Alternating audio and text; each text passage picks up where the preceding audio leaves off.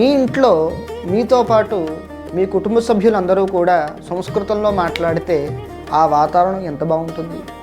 అటువంటి వాతావరణాన్ని నెలకొల్పడం కోసము యుగళ సంస్కృతం అనేటువంటి కొత్త కాన్సెప్ట్ని మేము రూపకల్పన చేశాం.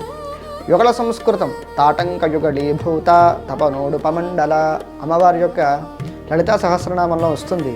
యుగళము అంటే అర్థము జంట అని అర్థం, రెండు అని అర్థం.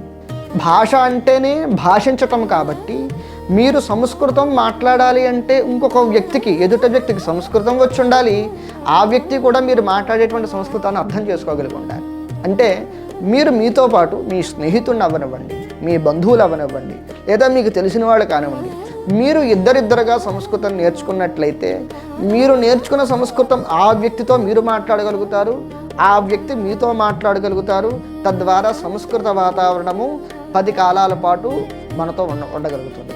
విదేశాల్లో ఉండేటువంటి భారతీయులు, అందులోనూ మన తెలుగువారు అందరూ కూడా ఈ యొక్క అవకాశాన్ని సద్వినియోగం చేసుకోవాలి అని మిమ్మల్ని అందరినీ కోరుకుంటూ, ఉత్సాహం ఉన్న వాళ్ళందరూ కూడా ఈ కింద ఉన్నటువంటి వాట్సాప్ నెంబర్కి మీరు కాంటాక్ట్ అవ్వండి. జయతు సంస్కృతం, జయతు భారతం.